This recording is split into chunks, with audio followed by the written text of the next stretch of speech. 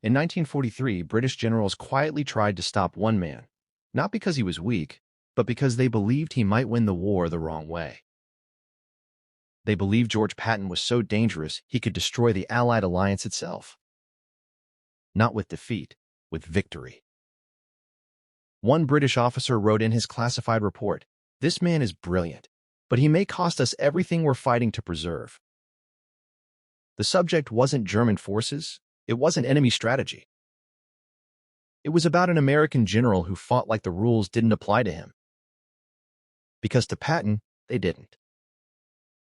The British called him reckless, a threat to Allied unity, a general who would sacrifice coordination for glory.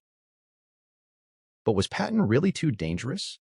Or were the British simply terrified of a kind of warfare that didn't wait for permission? By 1943, the Allied war machine was finally gaining momentum. American forces had bloodied themselves in North Africa. British troops had survived years of grinding warfare across 3 continents. Together, they were preparing to strike at the heart of Nazi-occupied Europe. But beneath the surface of this alliance, a fundamental disagreement was brewing. The British military, shaped by the catastrophic losses of World War I, believed in careful planning, methodical advances, minimizing casualties, every move calculated against the cost in lives. To the British, war was a scar that never healed. To Patton, war was a test of destiny, and he believed he was born to pass it.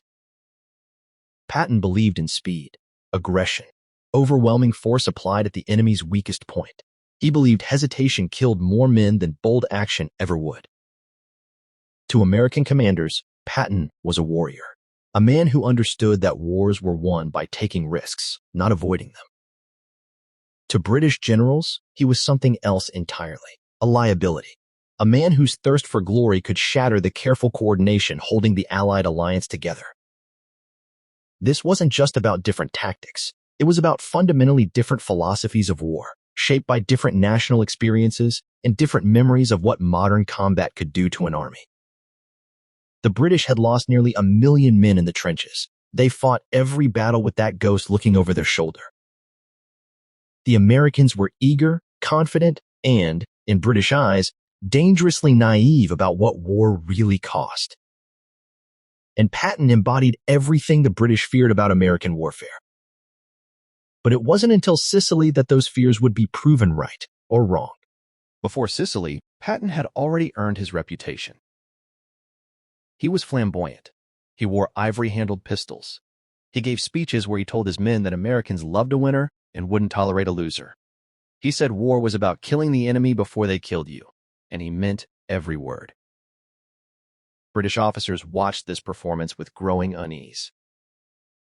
Then came the slapping incidents. In August 1943, while visiting field hospitals in Sicily, Patton encountered soldiers suffering from what we now call combat stress or PTSD. Then it was called battle fatigue or shell shock. Patton didn't see wounded men, he saw cowards. To Patton, compassion was dangerous. To the British, that belief alone made him unfit for command.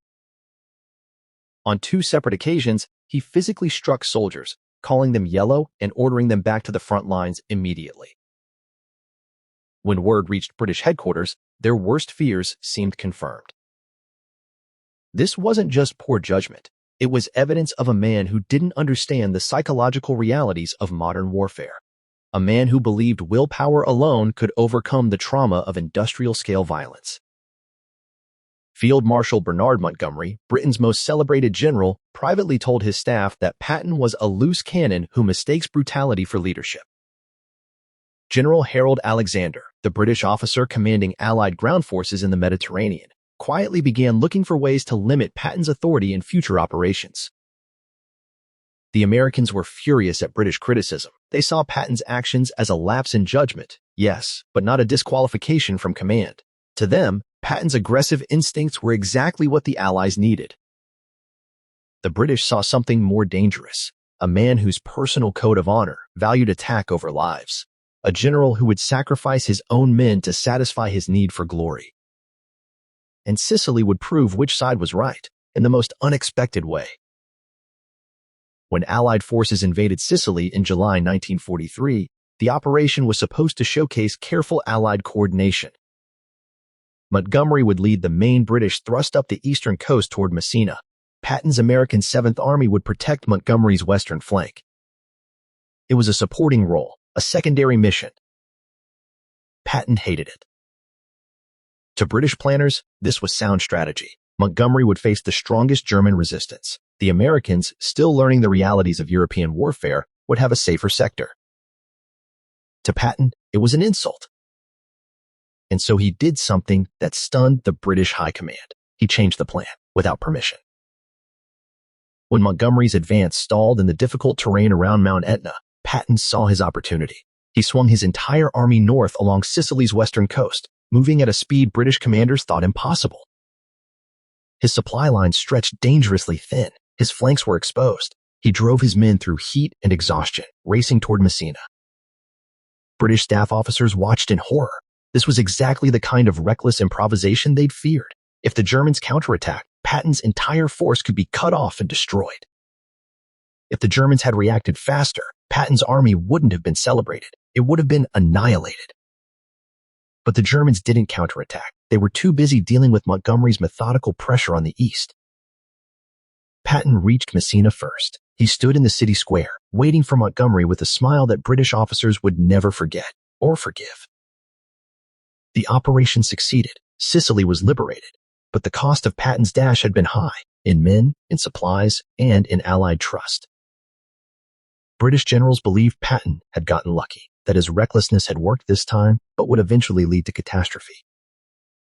And they were determined to make sure he never got the chance to prove them wrong again. After Sicily, the Allies began planning the greatest amphibious invasion in history, D-Day. Patton should have been at the center of those plans. He was America's most experienced battlefield commander. His troops were battle-tested. His reputation as a fighter was unmatched. But British generals had other ideas. In the months leading up to D-Day, British officers lobbied intensely to keep Patton away from the initial invasion. They argued he was too unpredictable, too likely to ignore orders and improvise, too dangerous to trust with the most critical operation of the war.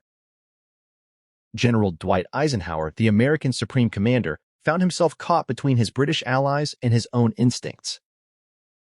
He knew Patton was difficult. He'd had to personally intervene after the slapping incidents to save Patton's career. He understood British concerns were not entirely unfounded.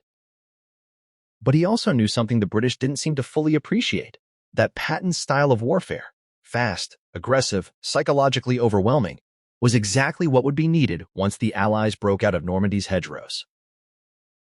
The compromise was painful for Patton. He would not lead forces on D-Day. Instead, he would command a phantom army in England, part of an elaborate deception to convince the Germans the real invasion would come at Calais. Patton, who lived for battle, was reduced to giving speeches to imaginary soldiers, while the real war happened without him. British commanders quietly celebrated. They'd sidelined the most dangerous man in the American army. But privately, some British officers were beginning to reconsider. Because as planning for the Normandy campaign continued, a troubling reality became clear. The terrain of France would require exactly the kind of mobile, aggressive warfare Patton specialized in. And when the breakout finally came, it wouldn't be British caution that won the race across France. For 6 weeks after D-Day, Allied forces were trapped in Normandy. British and Canadian troops ground forward meter by meter around Caen. American forces struggled through the deadly hedgerows. The breakout everyone had planned for seemed impossible. Then, in late July, Operation Cobra smashed through German lines. And Patton was finally unleashed. His Third Army poured through the gap with a speed that stunned both sides. While British forces methodically secured their objectives, Patton's tanks raced east, then south, then east again in a sweeping movement that threatened to trap entire German armies.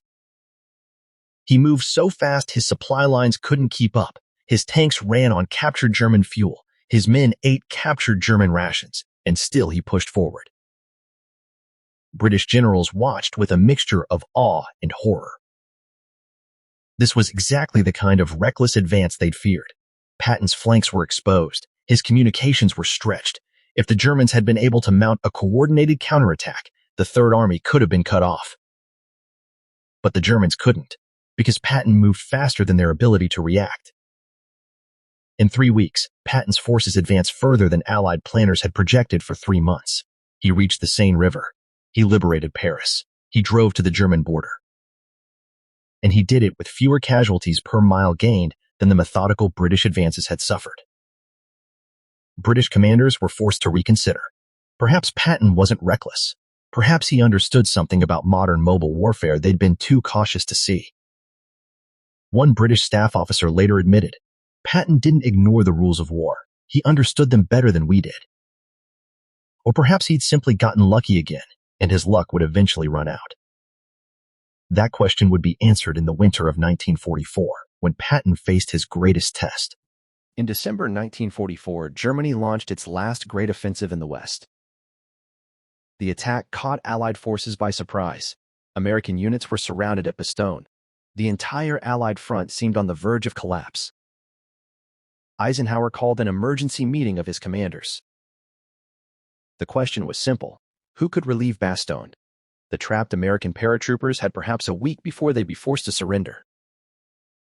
British commanders suggested a careful, methodical approach.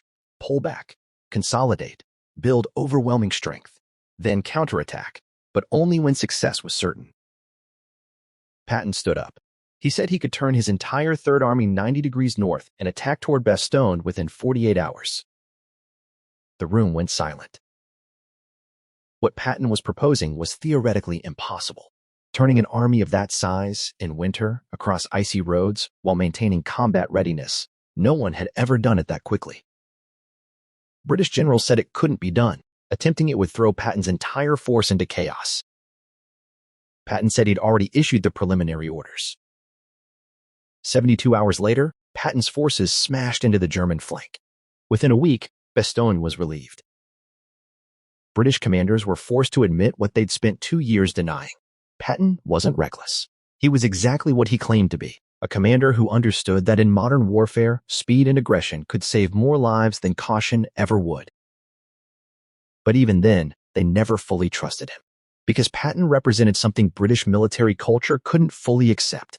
The idea that sometimes the most dangerous option is the one that works. When the war ended, British historians and generals spent decades debating Patton. Some called him the finest tactical commander of the Western Front. Others insisted he'd been lucky, reckless, saved only by overwhelming Allied material superiority. The truth is probably somewhere in between. Patton was dangerous. British generals were right about that. He took risks that more cautious commanders would never accept. He drove his men harder than most officers thought acceptable. He believed in speed and aggression even when those qualities seemed suicidal. But he was also right about something the British were slow to accept, that modern warfare had changed. That mobility and psychological shock could achieve what methodical advances couldn't. That sometimes the boldest action was the safest action. The British feared Patton would cost them the war. In reality, his style of warfare helped win it. But here's what makes this story important. Both sides had valid points. The British caution was born from real tragedy. The American confidence was built on real industrial power. The lesson isn't that one side was right and the other wrong. The lesson is that it took both approaches, British steadiness and American aggression, to defeat Nazi Germany. Patton was too dangerous to fully trust, but he was also too effective to completely sideline. The Allies feared Patton would cost them the war. What terrified them even more was that he might be right.